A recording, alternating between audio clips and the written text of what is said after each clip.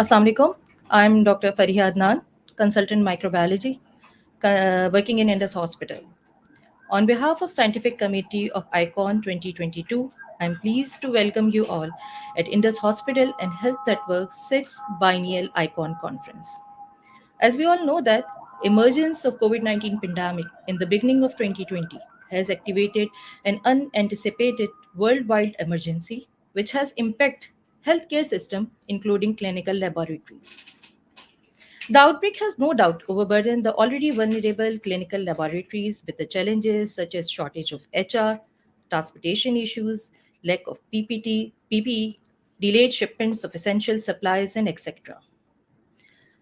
In addition to inventory and logistic challenges, COVID-19 pandemic has caused enormous health, social, and economic impact as well. This includes impact on provision of essential tuberculosis services, number of people diagnosed with TB, and TB disease burden, which includes both incidence and mortality.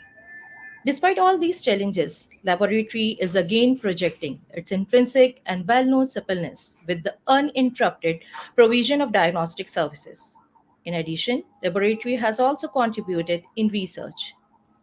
Here in this session, we would try to address all these contributions and would review the research of different institutes in terms of their papers.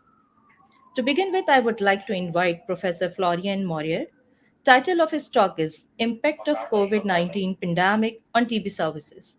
Professor Florian is a head of national and WHO supranational reference laboratory for mycobacteria. Professor Maurer currently serves as a core group member of European Laboratory Initiative at WHO Regional Office for Europe. Over to you, sir.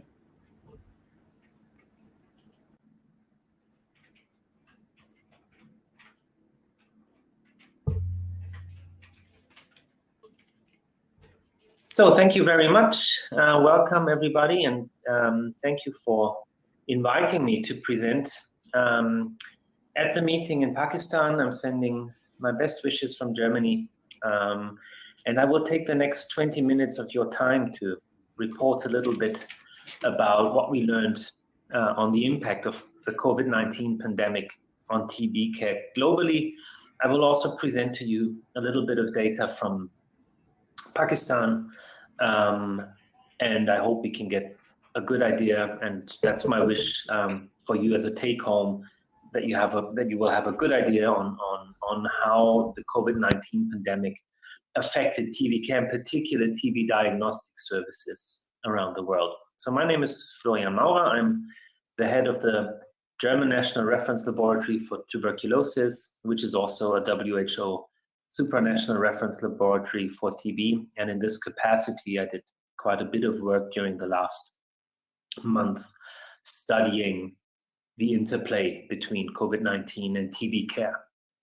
So as a start, I'm inviting you to just reflect for a minute or two about the fact that both COVID and TB really are global pandemics.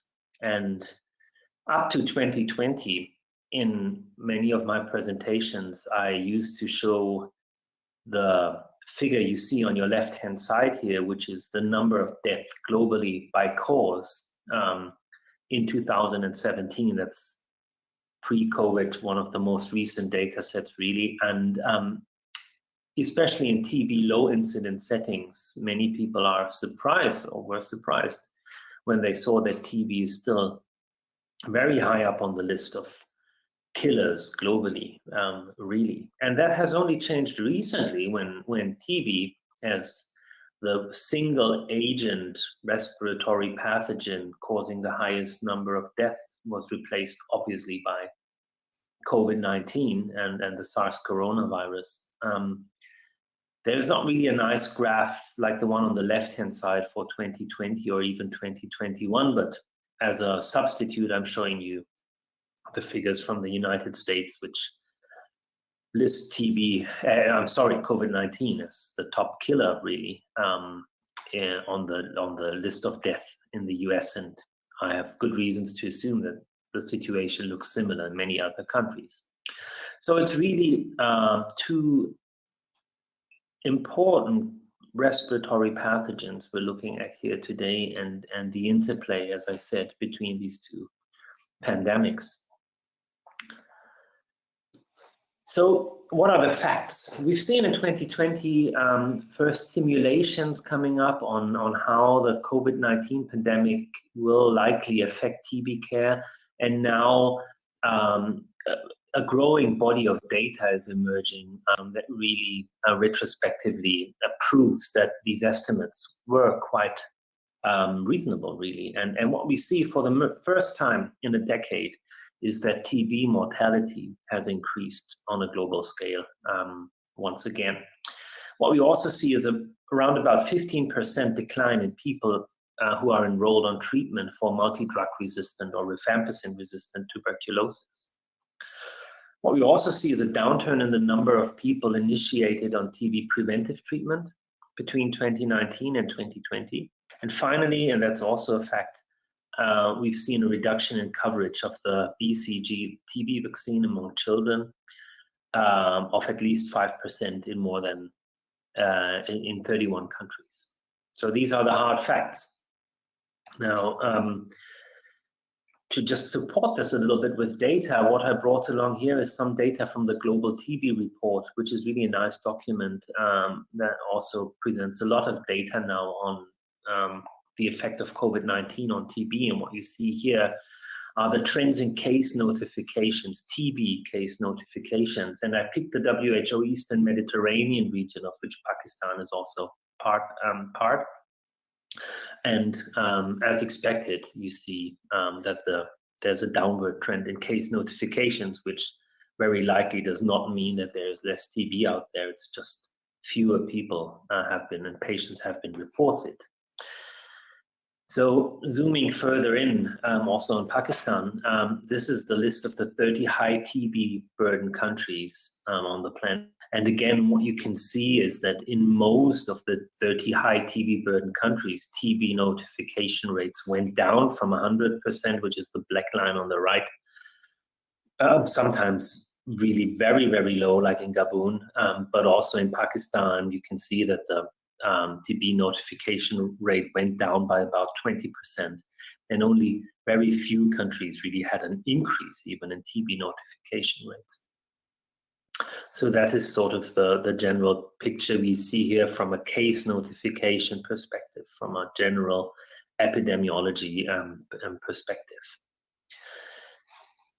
We don't have the exact numbers for this yet, and it's also partially looking into the future, but there are some really elaborate simulations and models out there estimating the impact of COVID-19, not only on case notification rates, but also on TB mortality, which is really the hard fact that we want to consider, right? And what you can see here as a black line is what was supposed to have happened in Pakistan over the next couple of years if it weren't for the COVID pandemic. And in red, you see what actually has happened or is modeled to happen.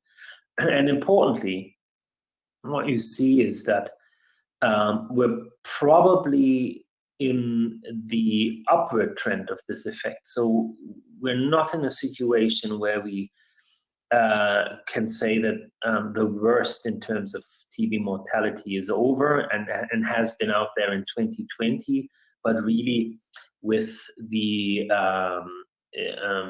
event of ever new variants and waves of the virus, we see and we expect a maximum of TB death in 2021 and then a slow decline in the years to come, provided that the dynamics of the SARS-CoV-2 pandemic remain as they currently are and do not change yet again. So what I'm trying to do now for you is I will try to support this global data with data we generated in two studies that I performed together, first with the European Society of Clinical Microbiology and Infectious Diseases, that's ESCMID, and secondly with WHO Europe. So the first survey studied the impact of COVID on TB diagnostic services. And we just asked the members of our mycobacteria study group whether they'd be willing to participate in the survey and to share their experiences running TB labs during the COVID pandemic, and also their sample numbers with us. And in red, you see the countries from which we receive contributions. So you see it's a bit of a Eurocentric study, which is not a surprise given the fact that it's the European Society of Clinical Microbiology. But we also have contributions from South America, Africa, and importantly also Pakistan and a couple of laboratories from India as well. And what is unique about this study is the fact that we did not only address reference laboratories, which are generally quite accessible in terms of the networks they're involved in and so forth, and we know each other, but we also here obtained some insights from intermediate TB laboratories or more peripheral laboratories, so laboratories that only perform microscopy or that would only perform rapid PCRs like the GeneXpert PCR, but not necessarily second-line phenotypic drug susceptibility testing, which you would rather see in a reference laboratory. So we had two peripheral sites and at least 20 intermediate level TB laboratories that performed in this survey, as opposed to, as I said, the ones before. And on top, some 18 central or large reference laboratories for TB care. And perhaps the first, I can't share all the data with you for the sake of time, but I will just give you some insights that I find interesting. So firstly, we asked these laboratories whether their service was operational at all in 2020. So this is all data from 2020, or whether the TB laboratory was partially or even fully shut down during the first wave and the second wave of COVID-19. And what you see here is what also my gut feeling would have been, at least for the Northern Hemisphere. In Germany, we observed the first COVID-19 cases in about February 2020. And in the month right afterwards, when we had strict lockdowns and all sorts of things, you see that there's also a decline in, or a couple of laboratories, quite a few actually, who reported at least partial shutdowns and partially even complete entire shutdowns of the laboratory, which is obviously quite a significant problem. And this appeared not only in the central labs, who tried to remain operational and largely could, as long as possible, but also in the more intermediate labs, who may also do other things and are not exclusively doing TB testing. So they were the ones who took up a lot of the COVID testing burden, really, and therefore perhaps have seen some effects on their efforts in terms of TB diagnostics. So the second aspect I wanted to highlight is dealing with reagent shortages. And we here asked the participating laboratories whether they've seen shortages in personal protective equipment, in general lab equipment, or in the infrastructure they need to run a TB diagnostic service. So oftentimes a biosafety level 3 facility, depending on the work that is done. And what you see here is that many of these laboratories, in fact, most reported some shortages in terms of personal protective equipment and mostly FFP3 masks. And I remember very well in the beginning of the pandemic that I've seen people in supermarkets walking around with FFP3 masks, which obviously were the masks that were later on missing in the TB laboratories where people actually need them to work with the pathogen. So that is an effect that we could validate here in this data set. Same holds true for gloves Same was true for pipette tips and other equipment, which brings me to lab equipment. And what we see here is that many TB laboratories struggled in terms of their molecular diagnostic setups.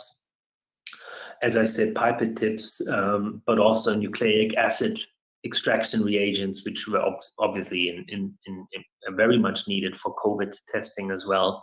And then also for the laboratories who perform whole genome sequencing for Mycobacterium tuberculosis, a couple of them also reported shortages, which also makes sense with the uptake of SARS-CoV-2 sequencing for epidemiological purposes.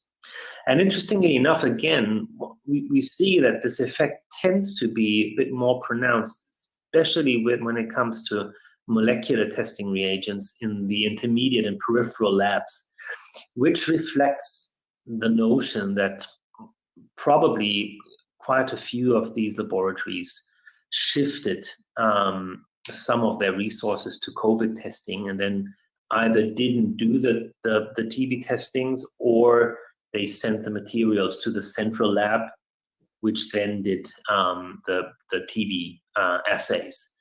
So from that point of view, the data is at least consistent with my personal observations, and kind of, as I said, validates and reflects that.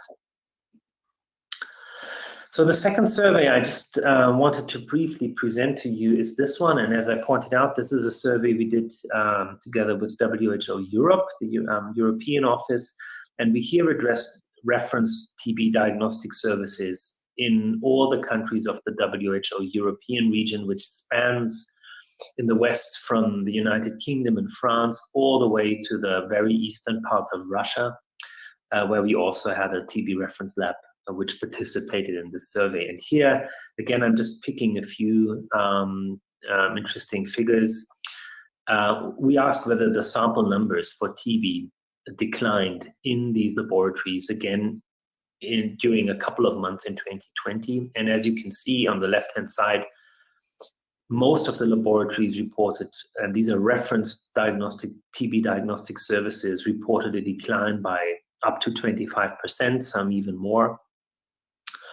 And on the right-hand side, you see that, again, these laboratories, a large number of these laboratories were affected by reagent stockouts or consumable shortages. So it's consistent with the other survey I've shown you before. And then we asked these laboratories whether they actually took up COVID testing as well, because in many parts of the world, TB diagnostic laboratories are really the only molecular diagnostic infrastructure there is. And so it was natural for them to take up COVID testing, and that's exactly what you see here. Many of the TB reference labs perform COVID testing along the way, again, eating up quite a significant amount of resources, as you can see on the right-hand side. So in result, that leads to an overall, despite the decline in TB samples, that led to an overall increase in workload for quite a few, or actually all of the laboratories, due to the fact that they additionally perform COVID PCRs. And as a matter of fact, this all happened by and large without a significant increase in workforce that actually did all the work. So, having presented to you these two studies, I'm just adding a couple of thoughts and ideas around this whole topic. And I think it's important to start with the positive side. So COVID was not bad entirely, and there are a couple of things that certainly helped to catalyze developments in the diagnostic sector that were direly needed. So first of all, I think we've seen a big push for the concept of multi-disease testing. So you buy a big instrument to perform lots of COVID PCRs, but you can also do the TB test on it. And then second buzzword is digitalization. So there are tools out there that have been invented with a lot of pressure for COVID that we can now also use or expand, for instance, to expand remote care for people with TB.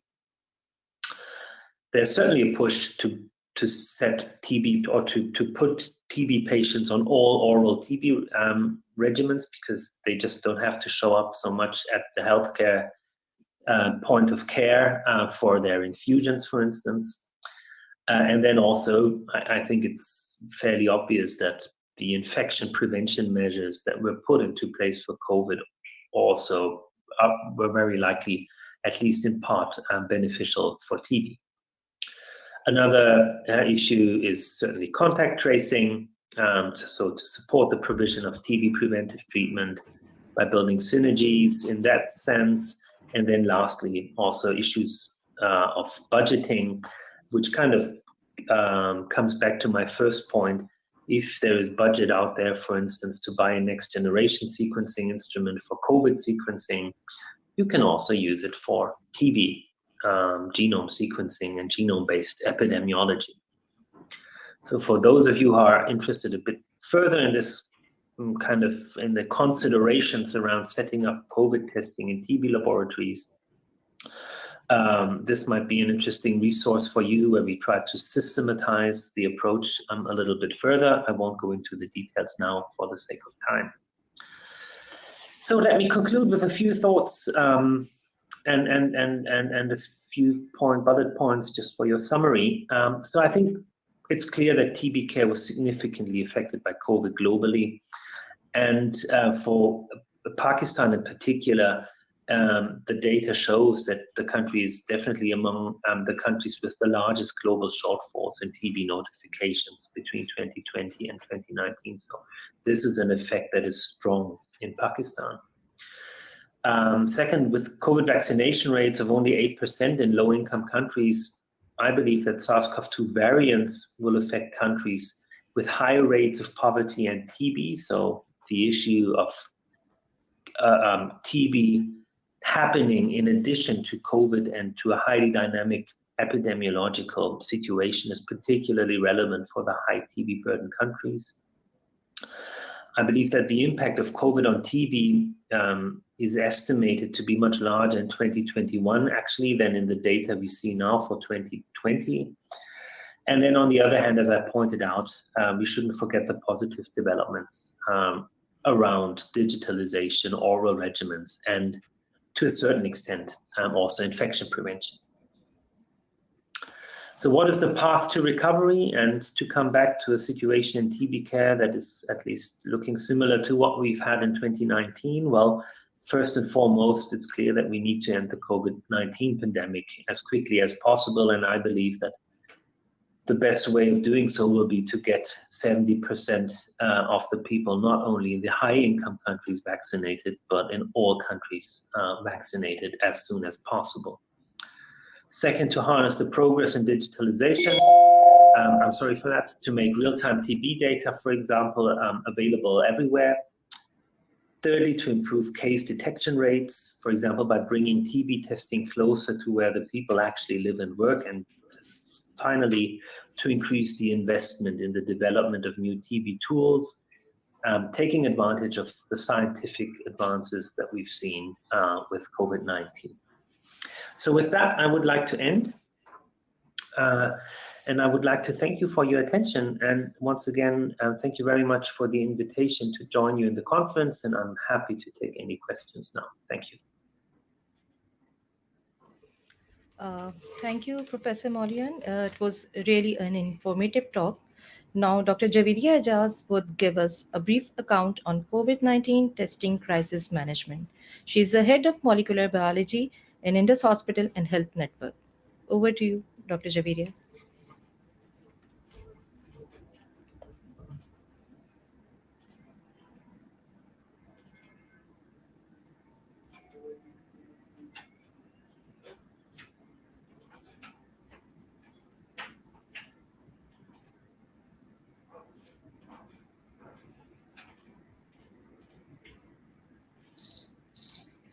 Biology section of Indus Hospital, Karachi. And my presentation today is going to be about the COVID-19 testing crisis that happened at the beginning of the pandemic and the role of the partnership between Indus Hospital and the government of Sindh, and how they managed to handle this testing crisis at the beginning of the pandemic. There are no disclosures. So as the COVID-19 pandemic hit, meeting the testing needs to control the spread of infection became a major challenge world over. In developing countries like Pakistan, lack of requisite infrastructure and training compounded the acute shortage of testing kits and other consumables. Against this backdrop, and with the objective of urgently improving province-wide access to high-quality COVID-19 PCR testing with rapid turnaround times, the government of Sindh, province of Pakistan, entered into a public-private partnership with Indus Hospital and Health Network. Under this partnership, the GOS was to undertake sampling while testing was centralized at Aijaz. This presentation will focus on the implementation strategies adopted by the joint leadership, as well as the challenges, opportunities, and lessons learned. Aijaz's overarching mission and founding principle is to provide quality health care at no cost to the patient, while providing a multi-front approach for addressing the preventive primary, secondary, tertiary, and rehabilitative healthcare needs of the people of Pakistan. The infrastructure programs and operations of IHHN are funded by several partner organizations, including the government, private donors, international organizations, but they are directed and managed entirely by IHHN. Therefore, other pre-existing and effectively implemented partnerships with the government and the non-commercial, free of charge healthcare delivery model of IHHN were enabling factors for the requisite trust needed to urgently initiate and establish COVID-19 PCR testing under a public-private partnership. Under the understanding reached by both partners through the COVID-19 response task force, the government of Sindh district health offices from across the Sindh administered sample collection and transport to Indus Hospital, Karachi, where PCR testing was centralized.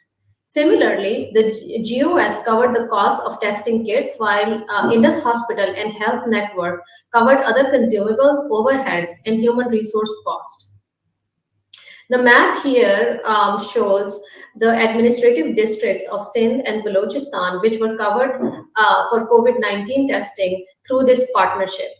Over here, the month of initiation of sample collection is color-coded, showing that by April, the majority of districts of Sindh were covered through this partnership for sample collection and testing. The partnership's COVID-19 PCR testing outreach thus extended across Sindh and part of Balochistan. Overall, 70% of total sample collection in the first year of the partnership was from sites operated by the GOS, while 30% of samples were collected from sites operated by IHHN. This graph here shows the month-wise COVID-19 PCR numbers performed at Indus Hospital, Karachi. In the first 6 months of the pandemic, approximately 2.6 million PCR tests for COVID-19 had been performed in Pakistan at 156 testing centers, 39% of which were conducted in Sindh.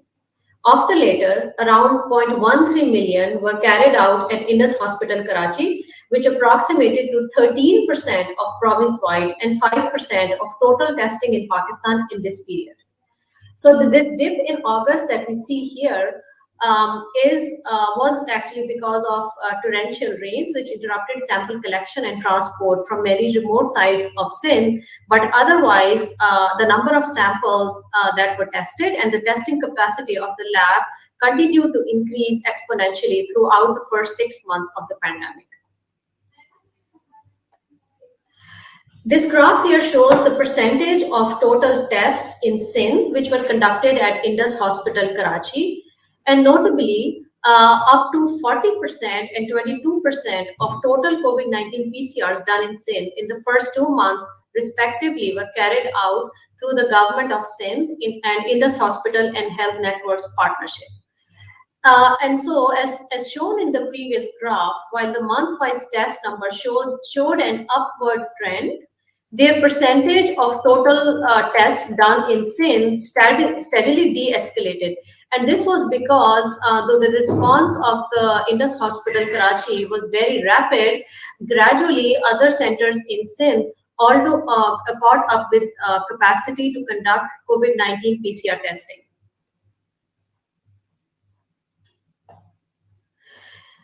So this graph here shows a number of things. Firstly, the number of tests that were conducted per week, or the capacity of conducting COVID-19 PCRs at Indus Hospital and Health Network.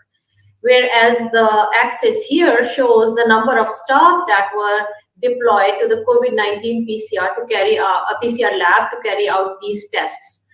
And here, this is a timeline starting from week 0, which means the time that the COVID-19 PCR lab at Indus Hospital initiated its operations. And starting from there, it shows a weekly COVID-19 testing capacity at the center. So at the start of the pandemic, the existing systems and procedures allowed for a testing capacity of only up to 700 tests in week 1. But as sample influx continually increased, the throughput achievable through existing resources and techniques reached its limit. A threefold enhancement of this capacity to 2,100 tests per week was achieved through introduction of electronic systems. In the next week, the week of March 30th and April 6th, fully automated SARS-CoV-2 nucleic extraction kit was initiated, which increased the lab's capacity to 7,000 tests a week. With the availability of gene expert cartridges in Pakistan in week 11, the laboratory was able to expand its testing options by utilizing gene expert machines, and, which were already in use at Indus for existing tuberculosis control program. With the ability of COVID-19 PCR testing kits compatible with automated systems in week 15, fully automated PCRs on Roche, COPA 600 and Abbott M2000 SP and M2000 RP was initiated. These instruments were also interfaced with existing laboratory LIS systems, thus obviating the need for manual results entry and further improving efficiency. The following week, electronic patient data entry in some of the outreach sites were initiated. By the end of March 2021, the laboratory had a testing capacity of 24,500 tests per week and had conducted over 400,000 COVID-19 PCRs. Systems at all of the outreach sites, however, could not be transitioned to electronic by the end of the first year, the major hindrance being a shortage of data entry staff and other electronic equipment needed for the purpose. This would have credibly increased the efficiencies of the system even further. At the beginning of the pandemic, since the molecular department just had 2 staff, a large number of staff, including pathologists, managers, technologists, and other non-clinical support staff had to be deployed to the COVID lab to handle the increasing amount of workload that we received. And these staff were deployed from other sections of clinical laboratory. This was initially possible because the workloads declined in other sections as a consequence of the lockdown in Pakistan beginning March 2020. As these workloads re-escalated, however, towards week 12, the efficiency of the COVID-19 laboratory also improved through introduction of electronic systems, staff training, and introduction of automation, so that some of the staff that were deployed to the lab for COVID-19 PCRs could be reverted back to their respective departments, even as the PCR testing workloads continue to increase. So the COVID-19 PCRs had to be initiated very rapidly, but at the same time, there was due consideration given to quality assurance mechanisms, which need to be instituted for a measure of reliability of results. Now, these included development of and training in standard operating procedures, which covered all phases of COVID-19 PCR testing, including sample collection, transport, PCR testing, generation, and dispersion of results.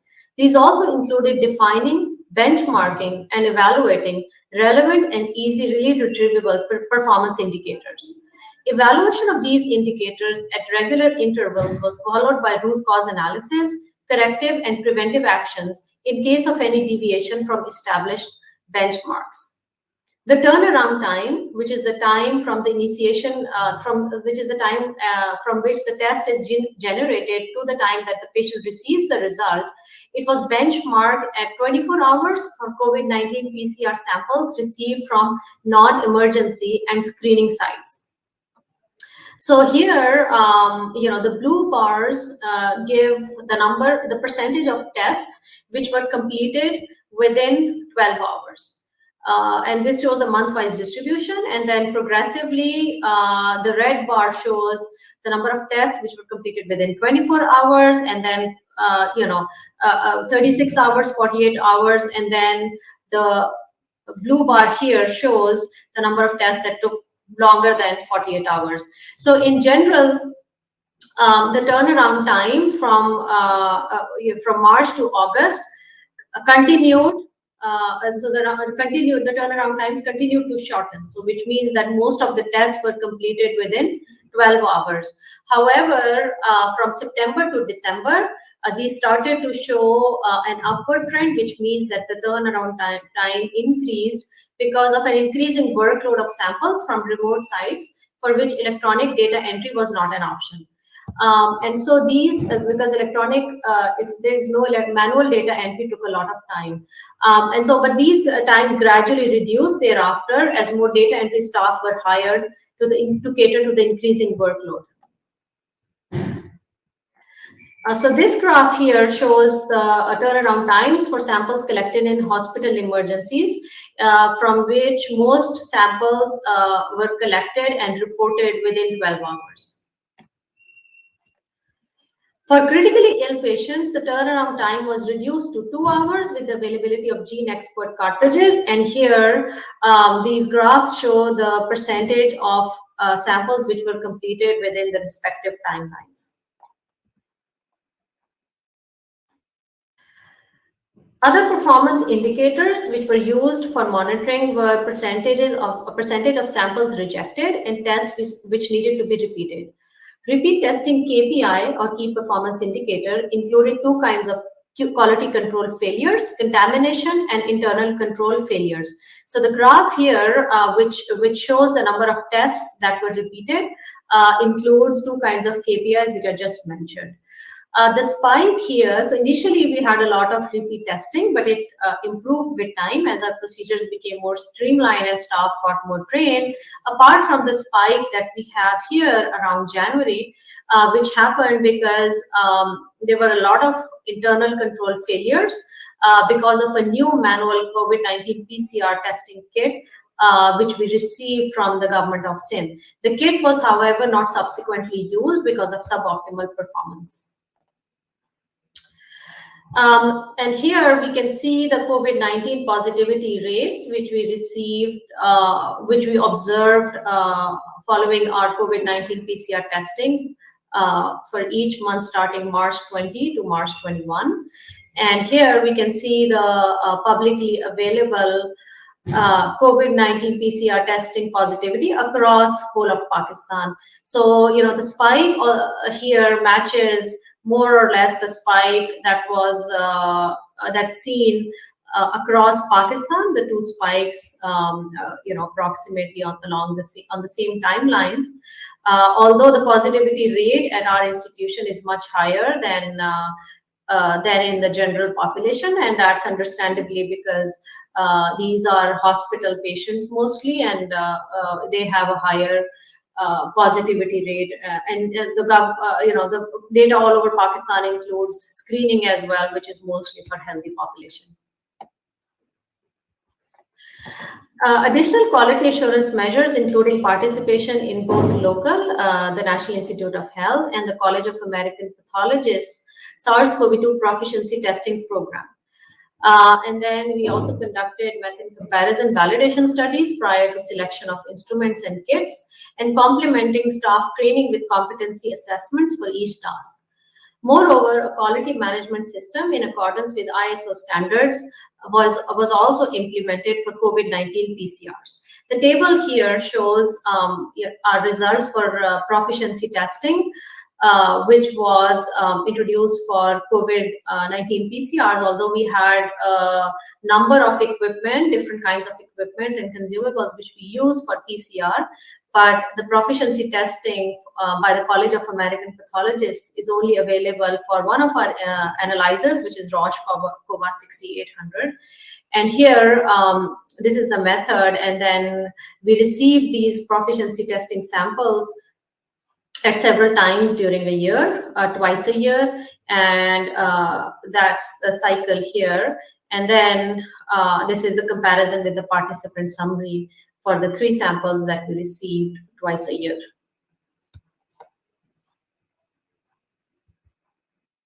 So in conclusion, the outcomes of the partnership included improving access to free of cost, high quality COVID-19 PCRs with rapid turnaround times in many underserved areas of Sindh. The implementation strategies of such a partnership involved complementary roles of both parties. So the government of Sindh was responsible for sample collection, whereas the Indus Hospital and Health Network centralized its testing at Indus Hospital, Karachi. And then utilization of existing resources, for example, Gene Expert machine being used for TB was repurposed for COVID-19 PCRs. Improving efficiencies, for example, by introducing automation and electronic systems, quality and safety within testing processes, rapid coordination and communication, as well as a deep commitment to handle the crisis. And the successful implementation of the partnership goals provides a model for future health security challenges across Pakistan as well as the rest of the developing world. This work would not have been possible without the untiring efforts of many individuals to handle the crisis with determination and courage. The diligent work from many staff members of the Indus Hospital and Health Network, as well as the government of Sindh, from various departments, including the district health officers, the hospital operations, supply chain, finance, human resources, IT, safety, quality management, and biomedical departments, who have worked together day and night to make the partnership possible, and the execution of its goal a success, was indispensable and extremely commendable. Thank you very much.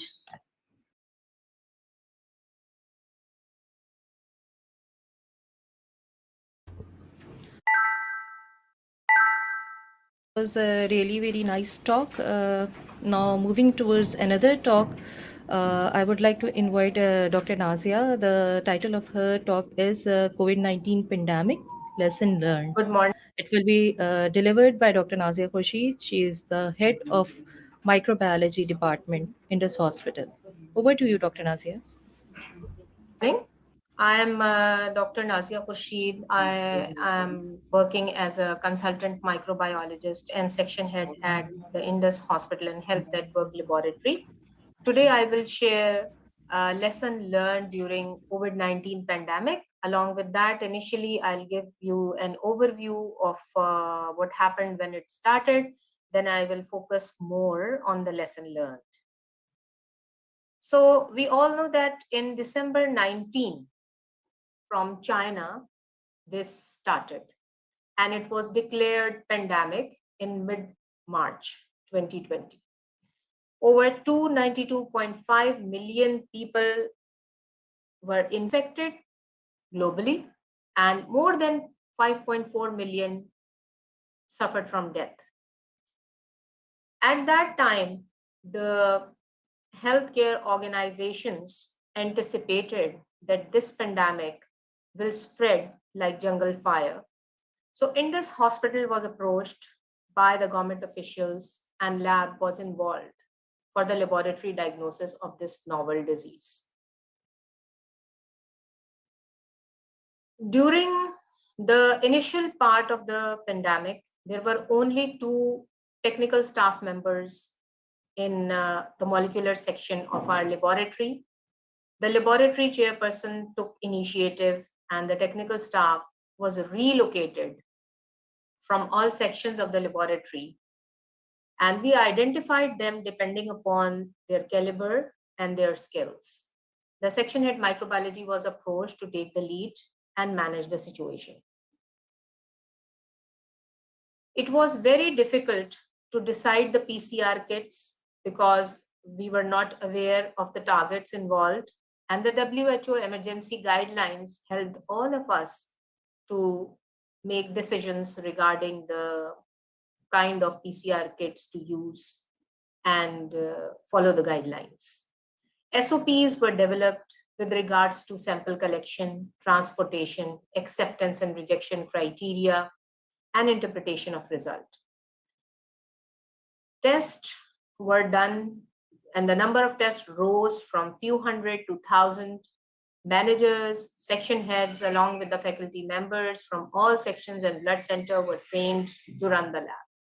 And there was a fully functional laboratory having 3 shifts for 24 hours of 7 days a week. It was made functional. It was there to fight the battle with the novel enemy. We all know that physicians and surgeons need the help of laboratory to identify the disease. They need to have evidences, and therefore laboratories are the bedrock of the medical practices, and they act as detectives. Active participation of the technical lead, the staff, and all peripheral services, including the housekeeping, kept the lab awake throughout the day and the night. All were reporting early, they were sitting late, there was no time to contact their family members, to check the loved ones. There was a very good example of teamwork, dedications, and everybody was thinking beyond the personal concerns, which led to a successful outcome. Whenever there is a novel virus, there are many facts which take time to be unveiled. Although the facts are old as humanity, but we require time to learn them. Whenever there is a new disease, it is associated with a cost. There are challenges, there are tragedies. But what we get in return is the opportunity to learn and the opportunity to change. We should take time to listen to those who selflessly worked day in and day out because of the sense of responsibility. They were trying to find ways, they were trying to find means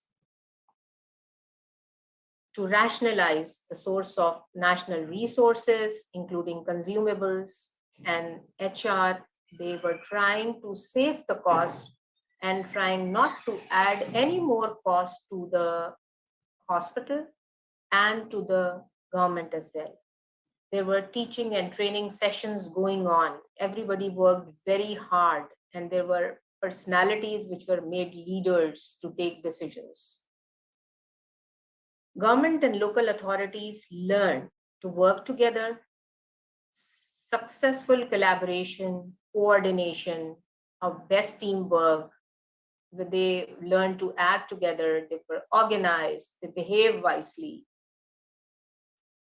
Appropriate supervision was there, appropriate monitoring, which allowed rationalization of resources, including equipment and human resource. Goals were set up with realistic timelines, and tasks were delegated and monitored. People were advised to follow the infection prevention and control guidelines, which helped a lot to reduce the source of infection.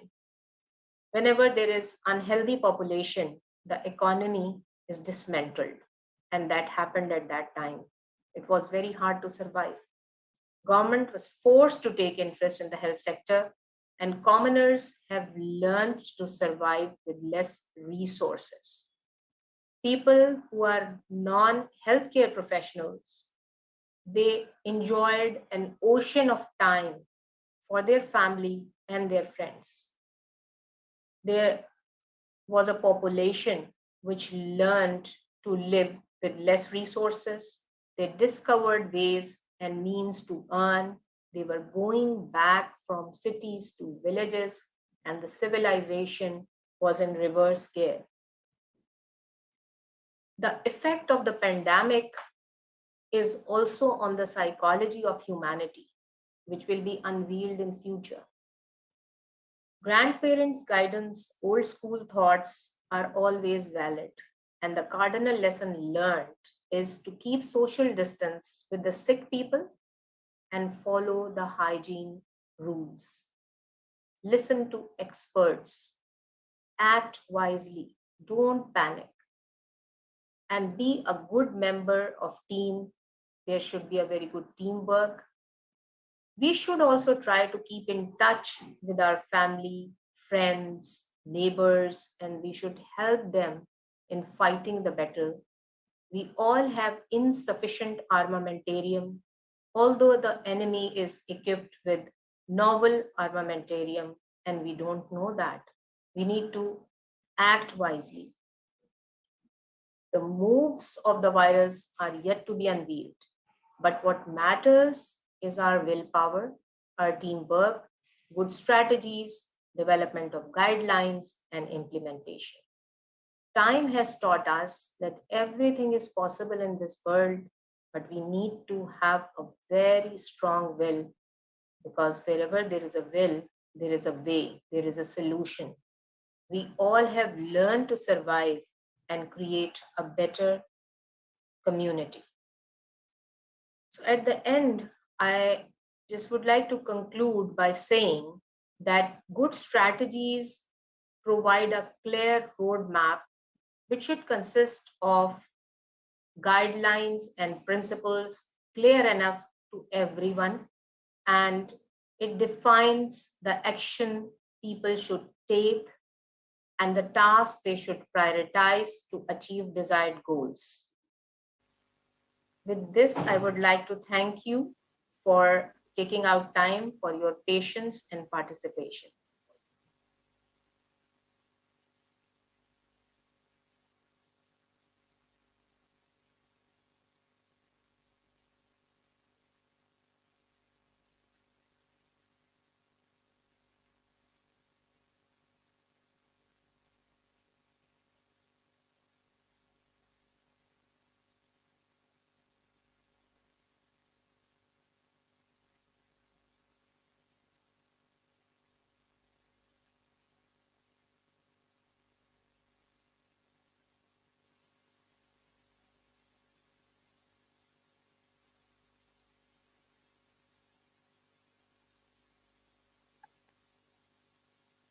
Assalamu alaikum, myself is Maurer and I'm working as technologist in microbiology lab of Indus Hospital. And I'm very thankful for the ICON 2022 team for giving me this opportunity to share our personal experience regarding the preparation of viral transport medium to support SARS-CoV-2 PCR testing during COVID-19 pandemic. So let's start with the introduction. As we all know that from 2019 to till date, we all are living in a world of pandemic. COVID-19 brings a lot of problems, a lot of crises to all of us. During this period of pandemic, more than 2 million deaths and 98 million confirmed cases were recorded worldwide. COVID-19 badly affected our healthcare system and diagnostic laboratories due to exhaustive diagnostic supplies. We faced unavailability of consumables and equipment such as nasopharyngeal swabs, viral transport medium, and PCR kits. That was the big challenge in diagnosis. VTM is a transport medium which permits a safe transfer of viruses required for molecular diagnostic tests and for research.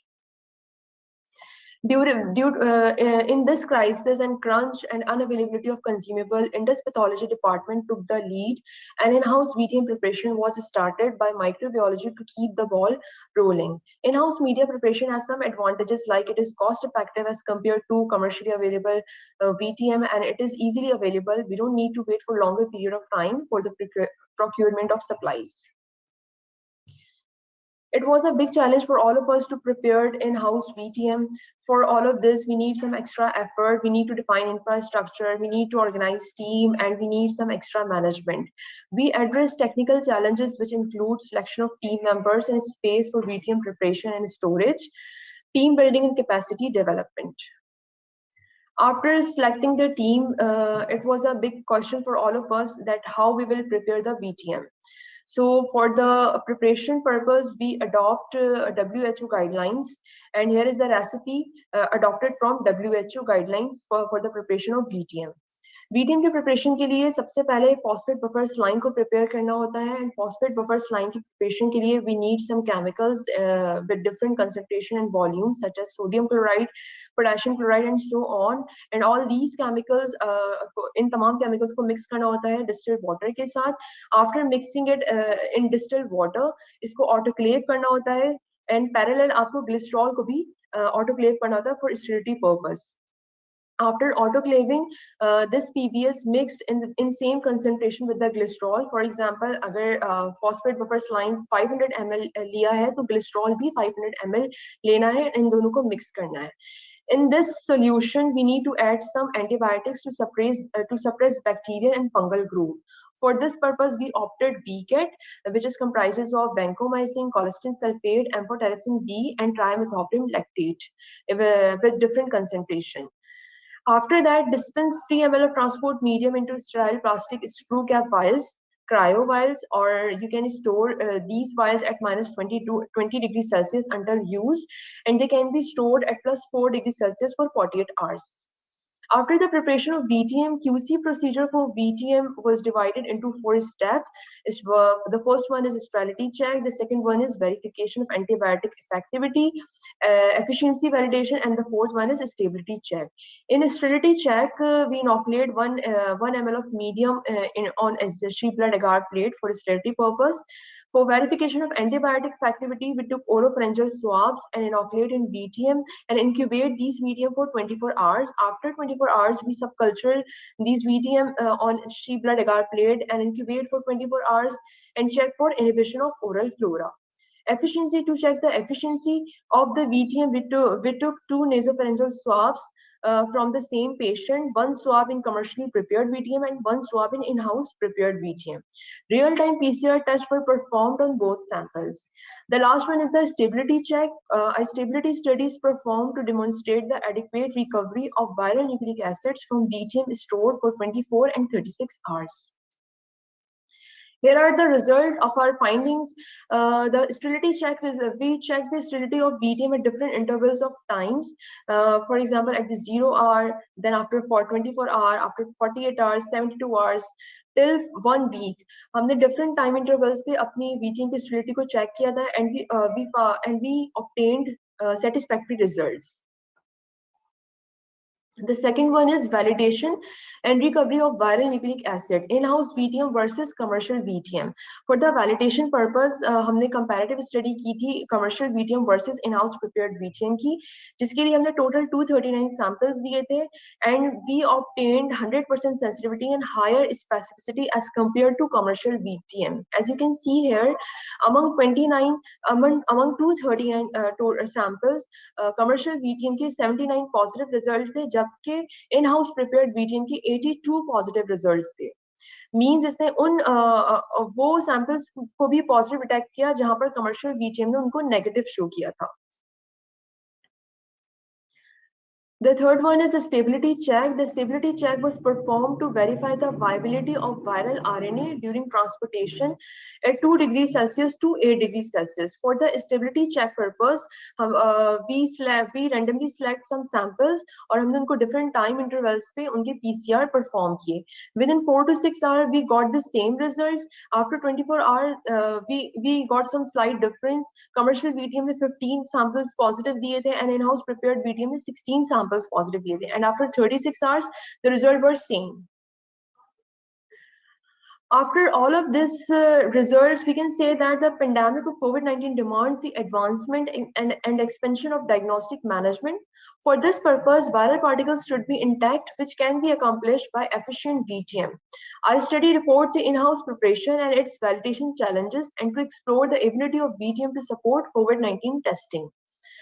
The challenge we encountered at the phase of preparation of VTM include inventory and technical crisis, and to overcome all these crises, microbiology section spared their trained and skilled staff for preparation of VTM. Another hurdle was inventory of ingredients required in preparation of VTM, such as कुछ antibiotics थी जो कि WHO guideline offer करी थी कि antibiotics हमें use करनी चाहिए for the preparation of VTM, but due to unavailability of those antibiotics, we opted BCAT, and we found satisfactory result in sterility checked. After logistical issues are being elucidated, main challenge was the validation of this newly prepared VTM.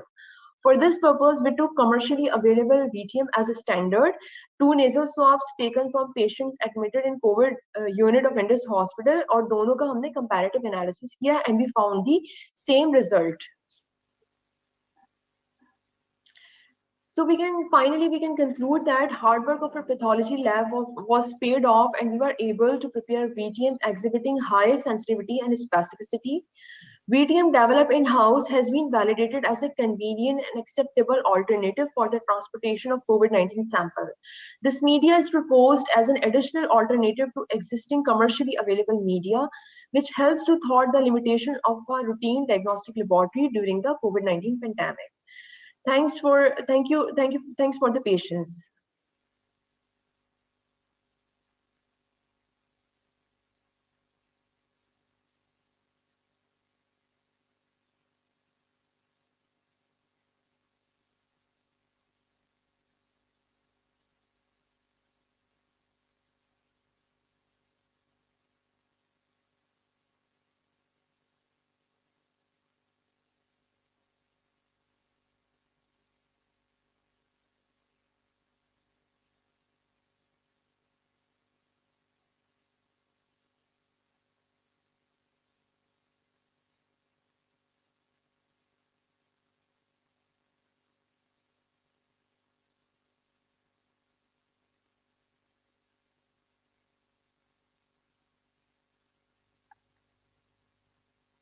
Assalamu alaikum, myself is Maurer and I'm working as technologist in microbiology lab of Indus hospital. And I'm very thankful for the ICON 2022 team for giving me this opportunity to share our personal experience regarding the preparation of viral transport medium to support SARS-CoV-2 PCR testing during COVID-19 pandemic. So let's start with the introduction. As we all know that from 2019 to till date, we all are living in a world of pandemic. COVID-19 brings a lot of problems, a lot of crises to all of us. During this period of pandemic, more than 2 million deaths and 98 million confirmed cases were recorded worldwide. COVID-19 badly affected our healthcare system and diagnostic laboratories due to exhaustive diagnostic supplies. We faced unavailability of consumables and equipment such as nasopharyngeal swabs, viral transport medium, and PCR kits. That was the big challenge in diagnosis. VTM is a transport medium which permits a safe transfer of viruses required for molecular diagnostic tests and for research. In this crisis and crunch and unavailability of consumable, Indus pathology department took the lead and in-house VTM preparation was started by microbiology to keep the ball rolling. In-house media preparation has some advantages like it is cost effective as compared to commercially available VTM, and it is easily available. We don't need to wait for longer period of time for the procurement of supplies.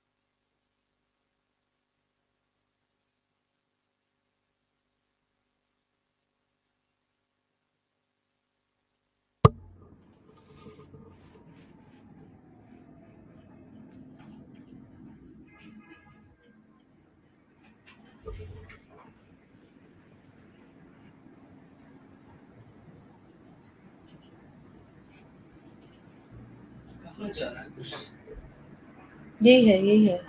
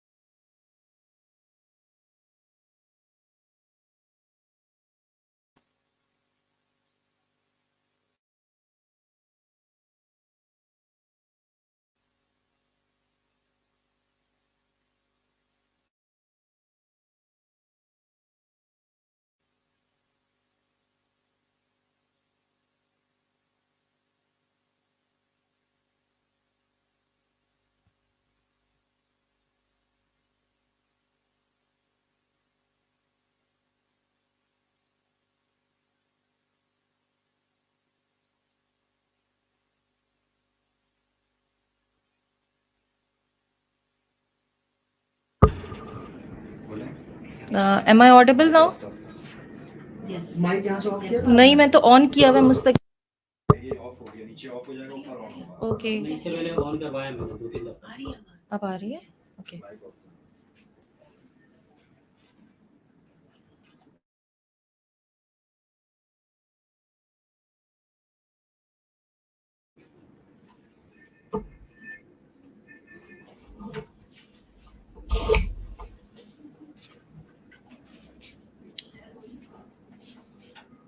Am I audible to you guys? I hope I am. Actually, we are having some technical challenges while communicating with Dr. Tamia. So we are moving towards our last speaker, Dr. Sabiha Anis. She is a consultant immunologist and section head at Indus Hospital and Health Network. Title of her talk is COVID-19 Antibody. What do they tell us? Now over to you, Dr. Sabiha. Thank you very much, Fariha. I'm having a little bit of a technical problem over here. I'll be sharing the slides in a while. Meanwhile, I like to thank you, the ICON 2022 Management Committee, for giving me this opportunity to speak on this platform. So just bear with me. I'll be with you in 2 seconds.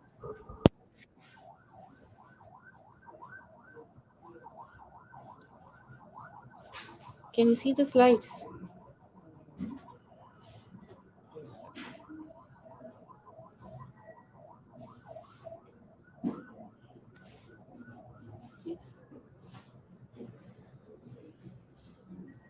So I hope you can see my slides now.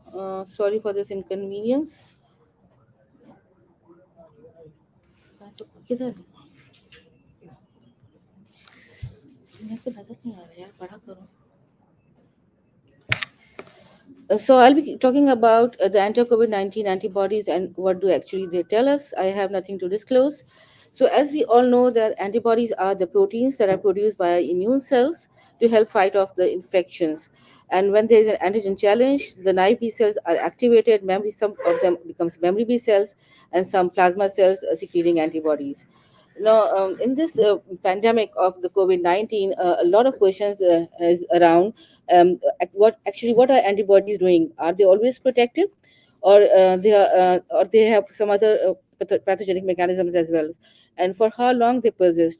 So, and if antibodies are being formed due to natural infections, then why do we need to vaccinate? Where do we stand in understanding to antibody response to COVID-19? So let's first discuss the physiological role of the antibodies. We know that antibodies activate complements, they neutralize, intracellular neutralization takes place. They also cause direct antimicrobial activity, causes immunomodulation, they kill the microbes by antibody-dependent cellular cytotoxicity, causes opsonization, thus helping phagocytes for the effective phagocytosis, and they also block the entry of the pathogen by binding to the receptors on them through which they enter our tissues. Now, having said that, there are some other pathogenic roles also of the antibodies. We know that they are responsible for the antibody mediated antigen enhanced uptake enhancement, as we see in the dengue viral infections. They can cause, after making the immune complexes, they can activate the immune cells and complement pathways, causing inflammation and hence tissue damage. Autoantibodies can also form secondary to infections, maybe because of the molecular mimicry or as a second hit in susceptible individuals, causing autoimmunity. And then immune complexes can deposit on various tissues, especially blood vessels, causing vasculitis. Now, we know that in COVID infection, there is a spectrum of disease we can see from asymptomatic to the severe one. And the outcome actually depends upon the balance between protective immunity and immune dysregulation. So even if the patient has severe disease, but the protective immunity is up, then they have the recovery. Otherwise, death occurs. Now, there are many epitopes on SARS-CoV-2 virus, which can elicit either cellular immune response or antibody immune response. In antibody response, the most studied antibodies are anti-S antibodies and the anti-nucleocapsid antibodies. And the isotypes which have been studied or be detected by various assays are IgM, IgA, and IgG. Now, this graph is showing the timeline in which the antibodies appear. So, as IgM is always the first antibodies that appear, so it is same in this case, and it peaks about at around 2 weeks. Closely followed by IgA antibodies. IgG antibodies come later and then stay for a very long period, even for months and years. Now, having said that about the protective immunity that develops after COVID infection, but we have seen recurrent infections and breakthrough COVID infections as well. Now, what are breakthrough infections? By definition, given by the CDC, a person tests positive for COVID-19 at least 2 weeks after becoming fully vaccinated is termed as a breakthrough infection. And we should remember that no vaccine is 100% effective, and but they are all successful in preventing severe disease. Now I'm going to share our data, our experience at Indus Hospital Network. We did a small study on 183 individuals from May 2021 to September 2021, and we also checked antibody responses in 64 of them. 34 were having breakthrough infection, and 29 were healthy controls. We tested for anti-COVID NPIgG and anti-COVID SIgG by ELISA, and the kits were provided by ASQ Germany. Now, some of the variables between the two groups, if you see the gender, the males were more in breakthrough arm as compared to the controls. Looking at the age range, the median age was lower in breakthrough infection arm as compared to the controls. But the post-vaccination period at which the antibody was tested, it was almost similar in both the groups. Now, we have slide missing over here. Sorry, there's a slide missing over here, which is not being shown here, in which I had shown actually the bars in which I've shown the rate of the positivity and negativity in breakthrough infections as well as in control infections of both anti-NP and anti-S antibodies. And what we actually saw that anti-NP, both anti-NP antibodies and anti-S antibodies were more in patients with breakthrough infections as compared to the healthy controls. Then we looked at the titers of these antibodies, and then also, we found that the median titers of these anti-COVID and NP and S both were significantly higher in breakthrough patients with breakthrough infections as compared to the healthy controls. So it is actually confirming the same pattern in our patient control population as had been reported earlier. Now this table is showing the segregation of these patients based on the timeline post vaccination. So the both in the breakthrough group and the control group, we have divided them as if, when we received the samples at or 4 months after vaccination, or after 4 months of vaccination. And over here you can see that anti-COVID NP antibodies were higher at 88% in patients with breakthrough infections compared to the control group, and with the p-value of 0.055. But otherwise there was not significant or much difference after 4 months for NP, and for S there was not no difference either before or after 4 months of testing. Median levels of these both of these antibodies, however, were significantly higher in patients with breakthrough infections compared to control. Now we have tested a few of the patients with breakthrough infection at 4 to 8 weeks after the first sample, with the first sample received after 4 to 8 weeks, and for both the antibodies. And what we saw in for the anti-COVID NPIG antibodies was that the patients who were positive at baseline were also positive, remained positive after repeat testing, and they were 18. One was negative throughout, and then 5 patients who were negative initially became positive later on. 2 patients who were indeterminate, one of them became negative, and one became positive at repeat testing. For anti-S antibodies, there were 23 patients who were positive at baseline as well as on repeat testing after 4 to 8 weeks. 4 of them were indeterminate, and of these, 3 became negative and one turned out positive. Now, still the questions remain to be answered are: what is the differential anti-NP and anti-S antibody responses to infection versus vaccination? How much these antibodies are protective or damaging to us? Should we be testing for antibody response to vaccination to check our immunity and decide for booster? Why breakthrough infections occurring in some individuals, if there are any host factors or pathogen factors? And what are the protective antibody COVID-19 antibody titers? Will we need to get the vaccine, COVID-19 vaccine, every 6 months or every year? So looking for some answer, I actually found some very interesting article, and this is a very good review article which was published in Lancet in 2021, in which they have analyzed all the studies in which they have they saw the response, antibody response or the immune response after exposure to the COVID-19. They saw that after COVID-19 infection, around 95% of the patients, they retain the immune memory, uh, mostly in the form of CD4 T cells. And if you can see over here that more than 80, even 90% of the patients who contacted COVID-19, they had protected immunity, and they were protected from reinfection.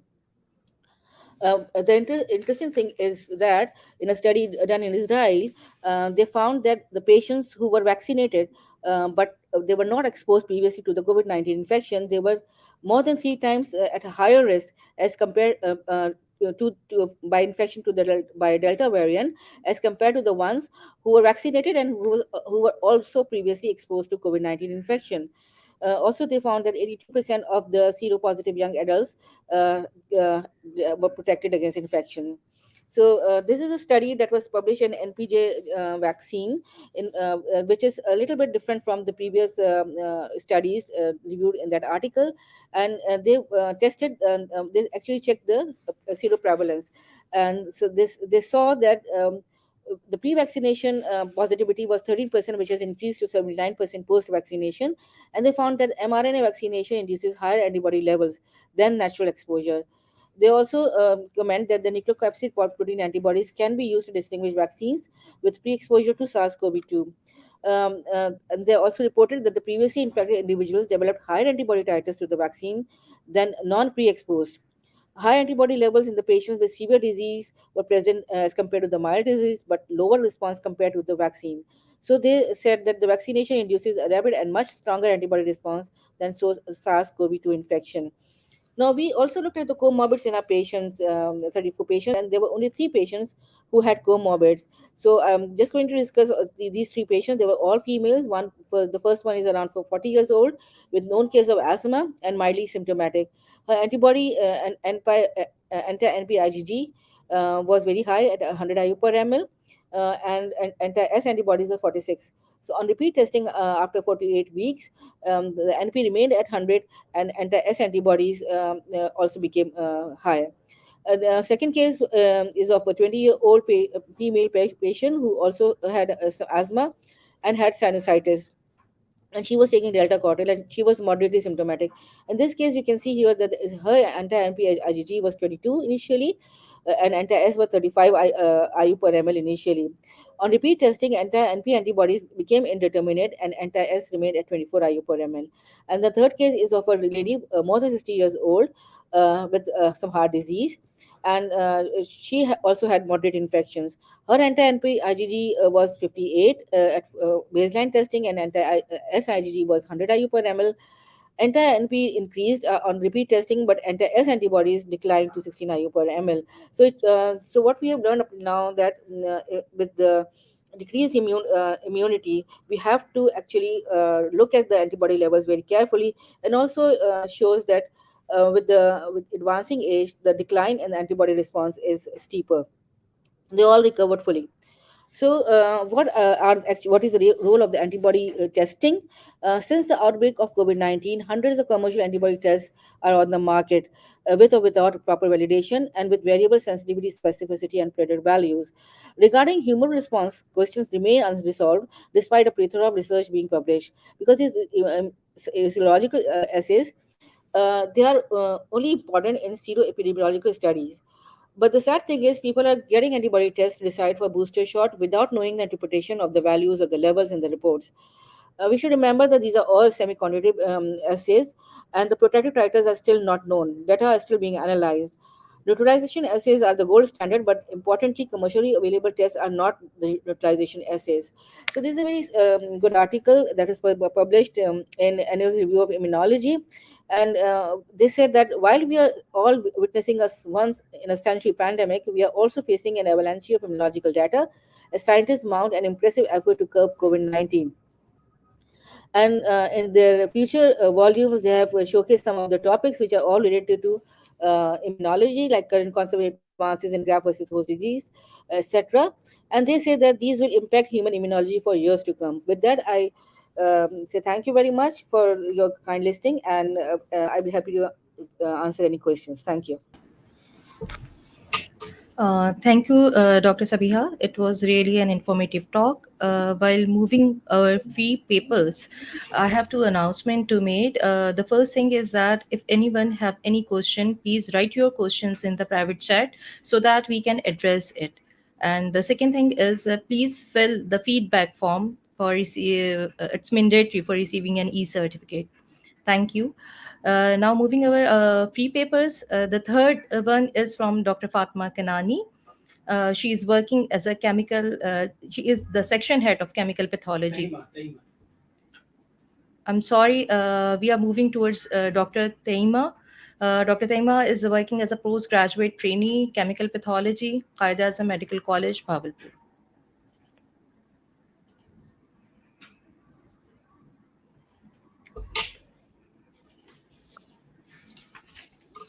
Assalamu alaikum. I am Dr. Taimia Khan, PGR Chemical Pathology from Qaid-e-Azam Medical College, Bahawalpur. I am much obliged being part of this oral presentation, ICANN 2022. As we all know that last 2 years were quite challenging for our health system because of this COVID-19 pandemic. A lot of work has been done in order to improve the risk assessment system of COVID-19 patients. Serum ferritin is one of the biomarker which is used as a predictor of severity of COVID-19 disease. I will discuss it today My title of presentation is Serum Ferritin as a Marker of Severity in COVID-19 Patients. In this presentation, we will discuss that diagnostic significance of serum ferritin in predicting severity of disease in COVID-19 patients and early risk stratification using this biomarker. COVID-19 is a dawning infection since November 2019 in Wuhan, China, and after that it has caused over 4.7 million deaths worldwide till date. Its inferred fatality rate is 0.0% to 1.63%. Pathogenesis of COVID-19 disease is actually the cytokine storm that cause worsening of disease. Therefore, various inflammatory markers can be used. Serum ferritin is one of them. Others are interleukin-6, lactate dehydrogenase, CRP, and D-dimers. Ferritin is actually intracellular iron storage protein, which is regulated by iron regulatory proteins. In addition to this, it is also regulated by cytokines. In inflammation, as cytokines increase, serum ferritin levels are also elevated. And these serum ferritin levels depicts poor prognosis in COVID-19 patients. Serum ferritin is actually a very interesting biomarker because of its prognostic role in the disease. In China, a study was conducted on 20 COVID-19 patients, which showed that severity of disease is associated with increased serum ferritin levels with statistically significant difference between severe and mild cases. Study conducted in Brazil concluded that the magnitude of inflammation present at admission of COVID-19 patients represented by high ferritin levels is independently predictive of in-hospital mortality. Another study was conducted in Aga Khan University, Karachi, which stated that serum ferritin is a useful marker of risk stratification in COVID-19 patients. So there is a dire need for early risk assessment system to decrease burden on setups working day and night in this havoc. As we know that COVID-19 at its early stage have very dynamic symptoms and presentation, starting from flu to respiratory distress syndrome. And many patients expire due to saturation of intensive care units and non-availability of resources. So there is a need of single biomarker to early predict risk of developing severe disease so that resources can be saved only for those who are developing severe disease. That's why development of single biomarker for risk assessment along with clinical evaluation will eventually help clinicians to reach optimal approach to treatment in less time. Working on this background reason, serum ferritin is easier, feasible, rapid, and cost-effective method for early risk stratification. It is actually hospital-based cross-sectional study. Sampling was done in non-probability conceptive way, and it is conducted at Pathology Department of Quaid-e-Azam Medical College, Bahawalpur, in collaboration with Civil Hospital, Bahawalpur, which is also affiliated with Quaid-e-Azam Medical College. Total of 100 patients were enrolled in this city. Inclusion criteria for my study is all the PCR positive patients for SARS-CoV-19 between the age of 18 to 60 years and participating voluntarily in this study. All patients having pre-existing disease like COPD, bronchial asthma, and CCF are excluded from this study. Patients giving consent are brought to the hospital, and their blood samples for serum ferritin were drawn, and its analysis for serum ferritin was done using chemiluminescence assay in Beckman-Coulter XS2. The results were recorded in Performa, and these patients were followed up for their prognosis. For analysis, statistical package for social sciences variant 23 was used. Stratification on the basis of age and gender was done. Post-stratification chi-square test was applied, and p-value less than or equal to 0.05 was considered significant.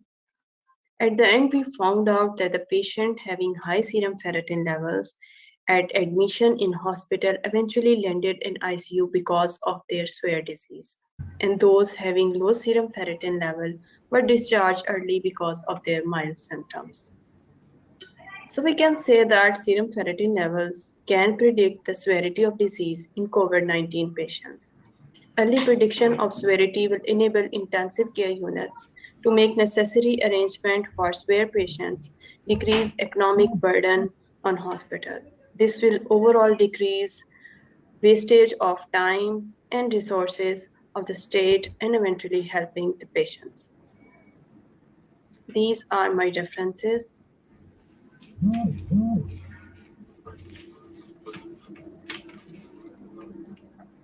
These are my acknowledgements.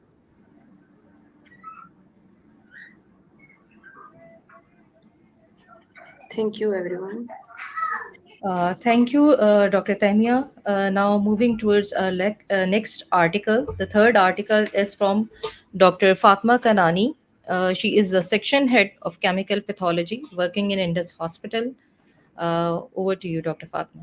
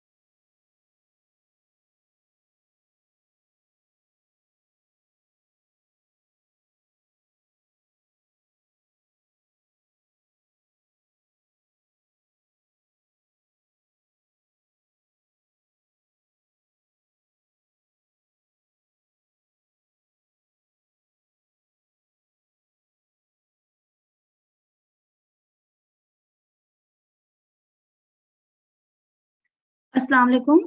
I'm Dr. Fatma Kanani, and I'm going to talk to you about a study on comparison of sensitivities and specificities of 15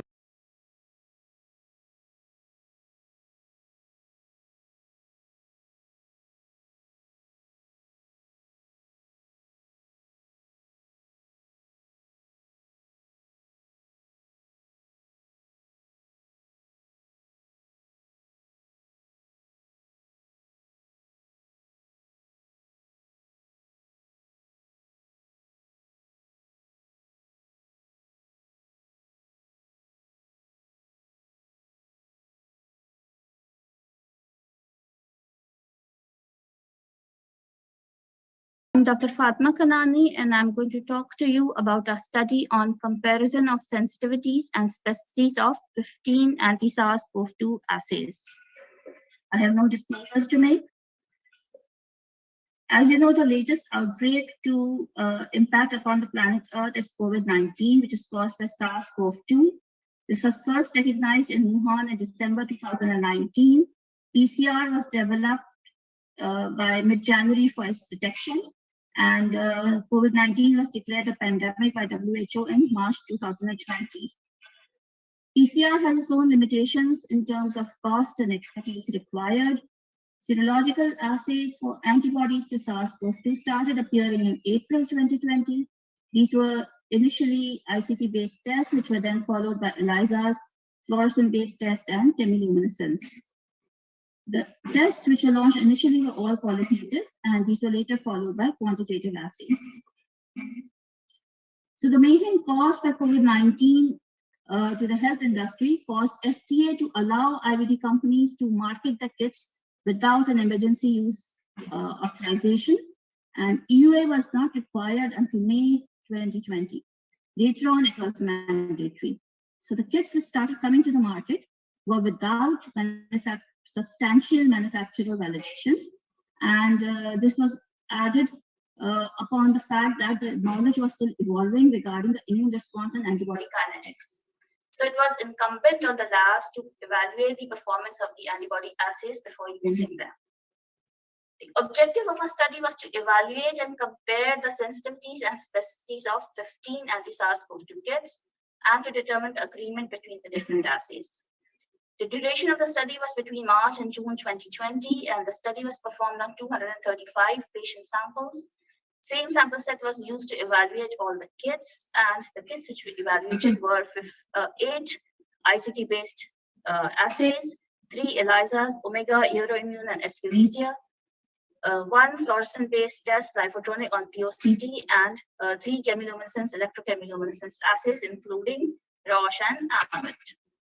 135 samples from known COVID-19 PCR positive patients were taken at various days post-positive PCR. 31 patients were within the first week of positive PCR, 25 patients during the second week, and 79 patients were post 14 days, 2 weeks onwards. 50 samples were from known COVID-19 negative PCR patients, and 50 plasma samples were taken from pre-COVID era as negative controls. The sensitivity of the kits was also evaluated in 3 different time zones according to the day since positivity, PCR positivity. Sensitivity, specificity, and ROC analysis was done using SPSS version 24, and agreement between the kits were also evaluated. So the results, this table shows the ICT-based test, and here you can see Wonfu had an AUC of 0.89, and Zaibio IgG also had an AUC of 0.89, and IgM of AUC for IgM was 0.83. These are amongst the better lateral flow devices. Seeing the ELISA results, we can see that Escherichia performed very well. It had an AUC of 0.94. And as far as the automation tests are concerned, Abbott and Roche, LNT, Abbott had an AUC of 0.91, which was followed by Roche with 0.89. Here you can see that Lifotronic had a positivity of, screen out. Lifotronic had a specificity of 58%, which means that there were a lot of false positives. Even the pre-COVID samples were giving positive results. And in Escherichia, although the sensitivity was good, we had a problem with indeterminate results. There were 19 results which were indeterminate. This is a day-wise sensitivity. Again, Wonfu, you can see 83.9, 80, and 77.2% sensitive in the 3 weeks following PCR. Zaibio IgG had 87.1, 84, and 77.2% sensitivity. PanBio Abbott rapid test device had IgG sensitivity of 80.6, 76, and 55.7, just okay. But and as for IgM, you can see that the sensitivity was decreasing over time, which is as expected. For the ELISAs, again, Escherichia performed excellently, 91.4% sensitivity at 14 days onwards. Roche and Abbott had similar sensitivity at second week and third week onwards, although the sensitivity of Abbott was slightly better during the first week. This is the agreement between the assays. Here you can see 0.92 agreement between Roche and LNT. So that's pretty good. There was good agreement between the 2 assays. And for Escherichia, you can see 0.94 with Abbott and 0.89 with Roche. Again, acceptable, pretty good. So, as you know, that after exposure to SARS-CoV-2, the RNA appears first, which is detectable by PCR, and then the antibodies start to develop over the weeks and months.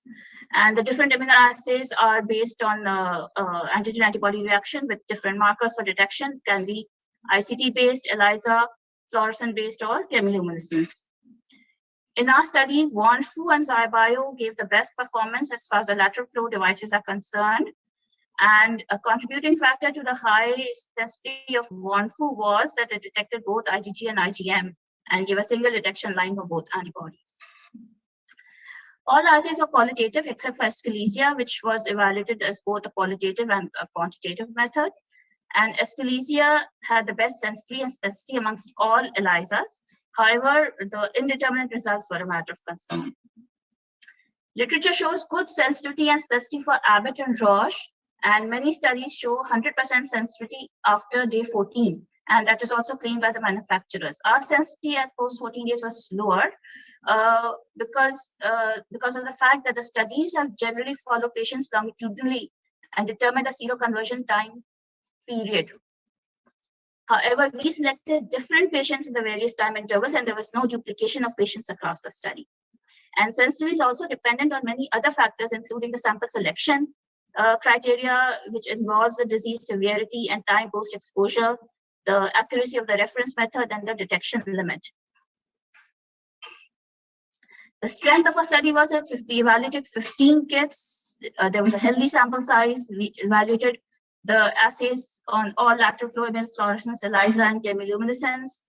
Various time frames post-PCR was taken. Substantial number of patients were there in the 14-day plus group, and same sample set was used across the kits. And we also had negative controls in the form of pre-pandemic samples.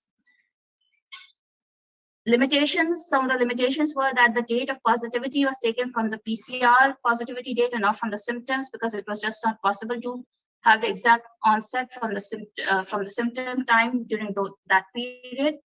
And as we know, PCR is not the comparative gold standard for serological assays, but during the initial days of the pandemic, that was the only possible option. So the next question, we evaluated the assays. Did we start them? Did we start them for the patients? No, we did not, because the clinical utility was a question mark. We did not implement the assay for clinical use. We only used the assays for research and trials, and our public health team used it for serosurveillance. So what is the recommended use of serology tests according to AACC and also according to CDC? Serological tests support the diagnosis of COVID-19 illness in symptomatic patients who have a negative molecular test, or for patients who present late with complications such as multisystem inflammatory syndrome in children. It helps to identify people who may have been infected or have recovered from infection with SARS-CoV-2. It helps to screen potential convalescent plasma donors or for the manufacture of convalescent plasma. It has a role in epidemiology and seroprevalence studies, and also to see vaccine response and efficacy. What are the limitations of serological tests?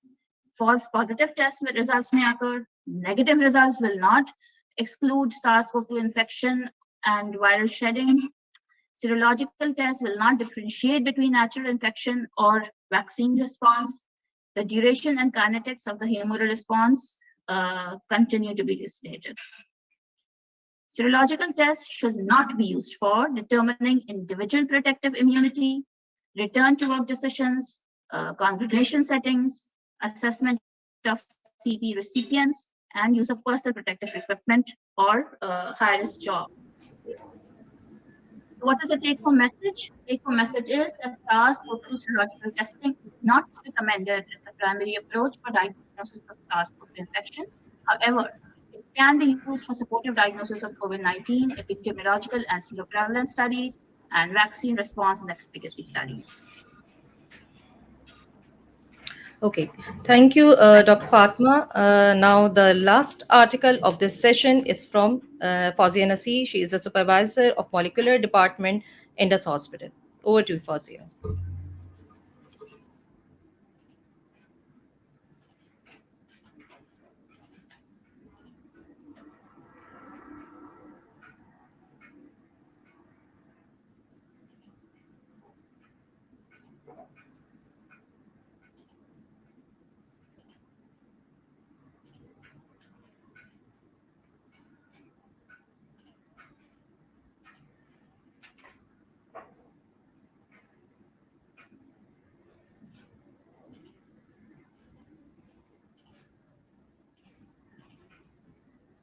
Assistant Supervisor in Molecular Biology Department at Indus Hospital and Health Network.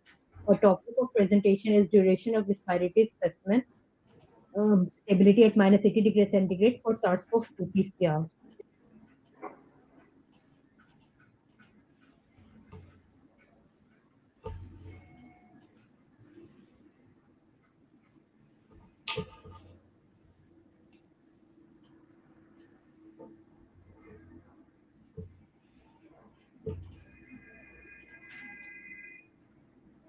Assalamualaikum. I'm Fauzan Asif, working as an assistant supervisor in molecular biology department at Indus Hospital and Health Network.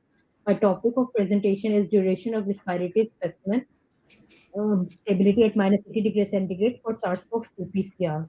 Starting with the introduction, the specimen and storage condition, including appropriate temperatures and durations, need to be defined in order to ensure that specimens remain uncompromised throughout the retention period, and any subsequent analysis of the specimen generate valid results. While specimen storage in clinical laboratories is desirable, it is nevertheless resource intensive, including the requirement for uninterrupted power supply and storage space in freezer and refrigerator. A specimen storage plan should ideally balance with the wastage of this precious resources against wastage of laboratory resources required to store specimens. CDC guidelines recommended storage of respiratory specimen at 2 to 8 degrees centigrade for up to 72 hours after collection. While if a delay in testing or shipping is expected, such specimens are recommended to be stored at minus 70 degrees centigrade or below. The primary aim of this study is to determine the duration for which samples for SARS-CoV-2 PCR remain viable at standard ultra-freezer temperatures in clinical laboratories. For the methodology, we archived the SARS-CoV-2 PCR nasopharyngeal patient specimens, which were stored in viral transport media. The storage time at 4 degrees centigrade before initial testing ranged from between 2 hours and 24 hours. Real-time PCR testing was done on this sample, either on Roche Cobas 6800 using SARS-CoV-2 PCR kit Cobas, or on GeneXpert using Expert Express SARS-CoV-2 PCR cartridges. None of these samples were thawed in between the first and the repeat run, while the storage temperature was also monitored as a part of the routine laboratory procedures practices to ensure that there is no significant deviation from the recommended storage temperatures of ultra freezer. The below table shows the number of specimens which were included in the study. We took the samples from January 21 to June 21. The overall percentage reproducibility of SARS-CoV-2 PCR result was 86%, with the highest reproducibility was shown in January 21, which is 99%, while the lowest reproducibility was observed in March 21 samples, which is 70%. Overall, 69% and 78% of discrepant results were observed. That is, positive results which were turned negative on repeat testing had a CT value above 30 for target 1 and target 2 respectively, as shown in this image. You can check the CT values of target 1 and target 2. There is a consistent increase of CT values both for targets upon retesting after storage at ultra freezer temperatures, as shown in this bar diagram. The temperature charts of the freezer used to store sample was maintained throughout the study at the recommended temperature of minus 70 degrees centigrade or below. The temperature chart of the freezer used to store samples was maintained. And all critical equipment at the study site is backed up with the alternate power supply. And in addition, ultra freezers are equipped with alarm system in case their temperature crosses unacceptable limits. Note untoward incident relating to the ultra freezer used to store samples was reported in the study period. In conclusion, most initially positive specimens for SARS-CoV-2 PCR retain their integrity for up to 6 months following storage temperature at standard laboratory ultra freezer temperature of minus 70 degrees centigrade or below. Samples with a CT value above 30 are more likely to give different results after storage at these temperatures, so the likelihood of different results appear to be unrelated to the duration of storage. There are few references which were used to gather the data. Thank you so much. If you have any questions, please ask. Okay. Now, this was the last article, and now we would move towards the question answer sessions. I have few questions. First question is from Dr. Sabiha. As she discussed about, she explained about the antibodies. Can you please briefly describe that? Does these antibody cross react with the other members of the coronavirus family?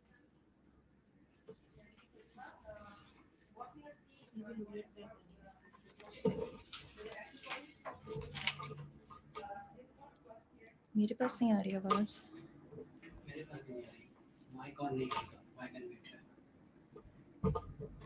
Doctor Nazia Hmm.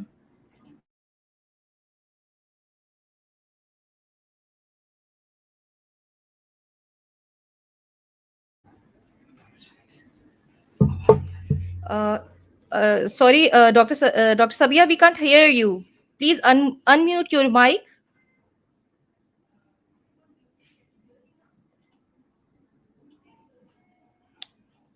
No, we can't hear you. And you are not visible too. Can you join the Dr. Nazia's laptop so that we can? From Dr. Nazia's camera. Yeah, yeah, you Yeah. are visible now and Okay. audible too. Okay. Okay. So you asked about the antibodies cross reactivity. So we have seen that the false reactive anti-COVID antibody 19 was actually a dilemma for us. But what has been reported is the antibodies against COVID-19, they do not neutralize other viruses, or they do not cross react with other coronaviruses. However, they can neutralize the variants of the same COVID-19 virus. I hope I am been able to answer your question. Yeah, sure. Thank you, Dr. Sabia. My Thank next you. question is for Dr. Nazia. Uh, as we have also read an article about the in-house preparation of VTM, in which it was explained that certain antibiotics were changed. So, would you please explain that when you use the VCAT, what was the rationale behind that? Okay, thank you, Faria. Actually, at that time, the guidelines of the WHO were stating the use of some antibiotics, which is on the website, but they were not available because of the shipment issues and the cost was very high. So, the rationale behind using the other set of antibiotics was the spectrum of activity. We focused on the spectrum of activity and then we devised a set in which the bacteria belonging to gram positive and gram negative group and the fungi were all covered. And along with that, the verifications were done in during the validation period to see that the throat flora we are able to inhibit that by utilizing this composition. So if there is any other question, you are more than welcome to ask. Thank you, Dr. Nazia. Another question is from Dr. Javeria. Someone had asked that you mentioned gene expert for stat testing. I was wondering if you have any experience with the rapid antigen test. Uh, Dr. Javeria can't answer. Can you please unmute Dr. Javeria so that she can answer? Okay. Actually, she is logging from her workplace. Okay. When we can move to a. Okay. Is Dr. Javeria audible?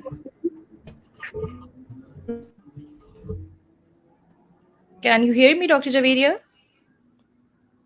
Okay.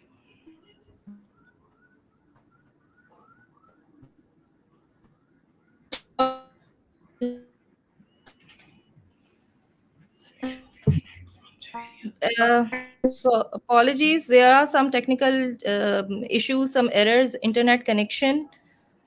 We can't hear Dr. Javeria.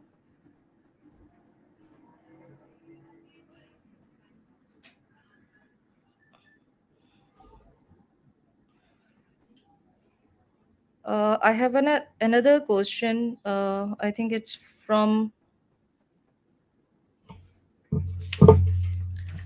the other question is for Dr. Nazia.